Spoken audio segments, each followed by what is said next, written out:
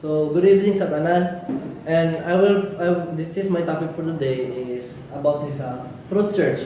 So, ang akong topic karon is not all about explaining the church or explaining what is a church. So, kaning topic karon is lahi siya sa ubang topic is because when we talk about like the topics is takot or let's say not the explanation na why do we believe this and we provide foundations and basis or let's say mga arguments or proofs nga tinud atong gituuhan. But in this sense, but in this topic is like is because we provide basis nga tinuod siya. So like I said, di ba? So in terms of divinity of Christ, we explain why do we believe in divinity. But sa context of Truth Church, we provide evidences na kita din sa simbahan. Di ba? So we dili siya ma-explain so what is a church. But I will explain. But for the sake of the audience, mo explain to sa simple terms what is a church. So a church can be categorized into two sense.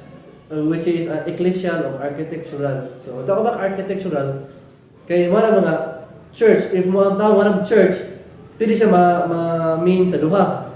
So, what do we mean when we talk about church? So, some will talk of church like architectural, like the form sa, or let's say, ang forma sa simbahan dira sa Rocky, or kada mga building dira sa Basilica. That's a church. But dapat term nga church nga mag-mean po ta as mga katauhan, mga group of people na belong to the one body and blood, one mystical body of Christ. So muna ang atong ipasabot when we talk about true church. So why do we believe in church? It's because ang church man good, Christ promised that there will be one body and one shepherd. So dapat mga biblical basis na ito nga mahatag nga ang simbahan dili siya dagadaghan, dili siya iya lang, but the compromise ng usa, di ba na si Kristo nga for there will be one flock and one shepherd. And mabasa doon sa Matthew 16:18, kana siya nga I will build my church upon this rock, I will build my church. So wala siya yung churches, but I will build my church. So usa ka simbahan nga usa ang mamulong, usa ang head, which is si Christ, and the body is the church.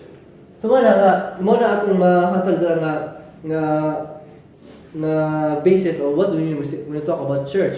So ang church would in the context of ecclesiastical context sa church is makategorize with tulo ka parts, which is ang triumphant, ang militant, ug ang suffering. So when we talk about triumphant, that is mga tao, mga members of physical body of Christ nga naa sa langit na wala na experience of suffering or let's say enjoying God's beatific vision. Ikaduha is mo to mga militant na mga tao diri, members of the body in the mystical body of Christ nga naa diri sa yuta nga striving for their salvation, capable of temptation, ma-tempted sila. That's why in terms of militant is because we are fighting against the devil. Sa in a context. Ay katulo is the church suffering, which is the part is the mystical body of Christ na naa diha sa mga sa purgatory. So the term of suffering is because they suffered. It's purification. In essence, purgatory is purification of the soul. So it involves suffering gud siya. So muna akong gipasabot sa ecclesiastical na context nga naa siya tulo ka parts mo na ang triumphant, militant, o suffering, or the church triumphant, church militant, church suffering. But the point, so kaduha ni is unsay basis ato ngano ang Catholic Church is the true Church of Christ. Ngano man atong gituuhan. So why do we need to prove na ang atong simbahan is the true Church of Christ? Why? It's because in the Bible, or say in the words of Christ, wala may ngan nga magsulti nga this is the Catholic Church. I will build my Catholic Church. Wala may ngan. But church naman ang gisulti dito. That's why we need foundations or we need evidences or reference na ang gipasabot ang girefer ni Christ at church, kita ang girefer, ang Catholic Church ang girefer. Di ba? So okay, this is mura siya mura ko in a sense nga, muna kang lawyer or abogado na nagdepensa ta sa atong simbahan. But unlike sa abogado, atong gi-prove nga atong client or atong gidepensahan is guilty. Di ba? Na guilty siya, na siya ang tinulog sa simbahan. Di ba? Sa abogado kay ato may prove na di siya guilty. Ato may prove na guilty ang Catholic Church na tinukod ni Kristo. Mas mao ang Catholic Church ang gi-refer sa Matthew 16:18. So what are the foundations? Unsa may mga proof na to nga ang simbahan mao ang Catholic Church is mao ang tinulog nga simbahan.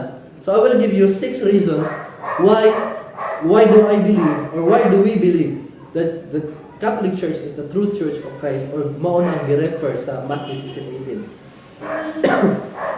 First is the lineage of the popes.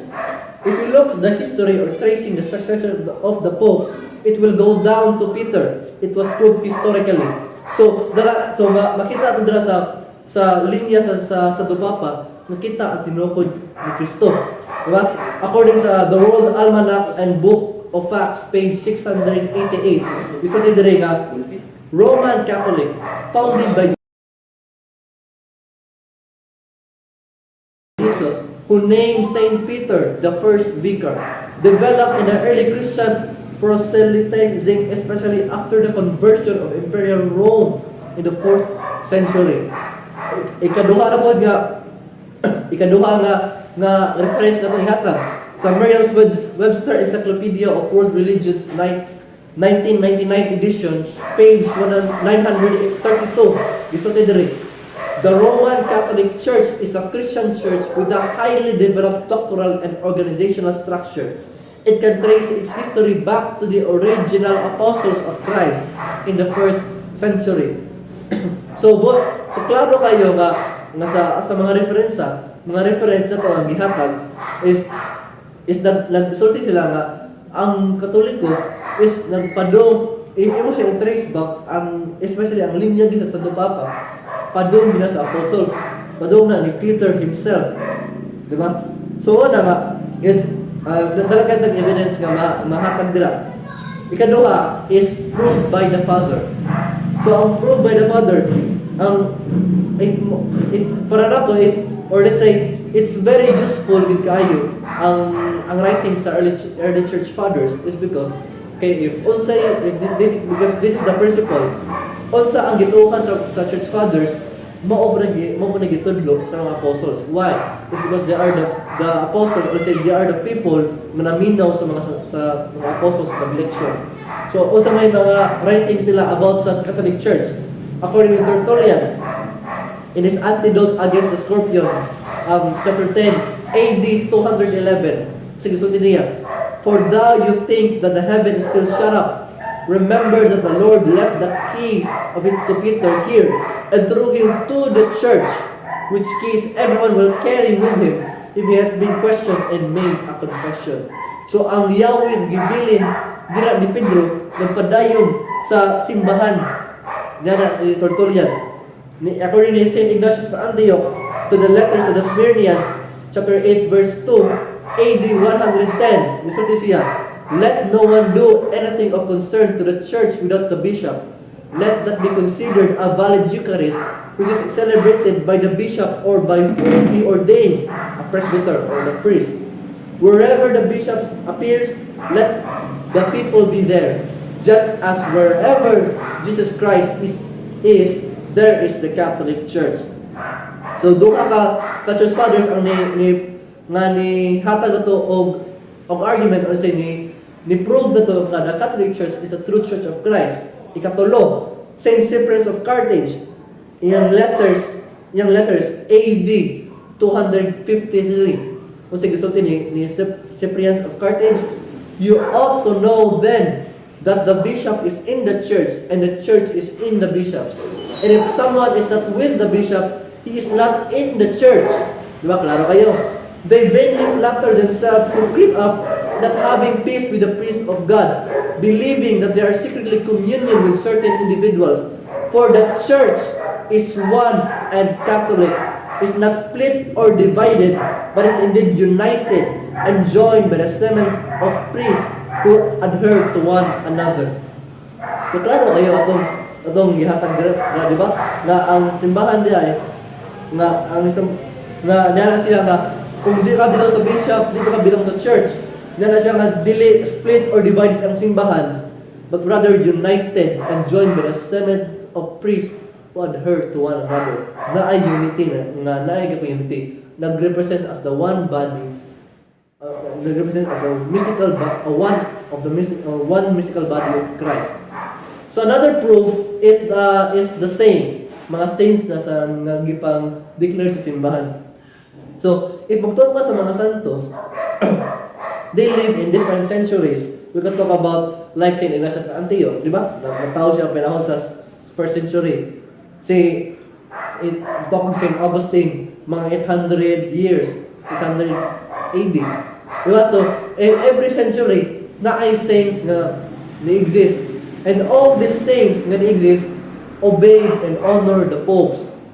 Diba? Makita nyo dira nga ay kani si Saint Monica, nataon siya sa kaning tuig. Si Saint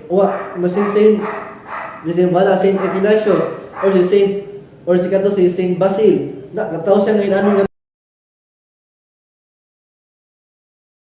tuig.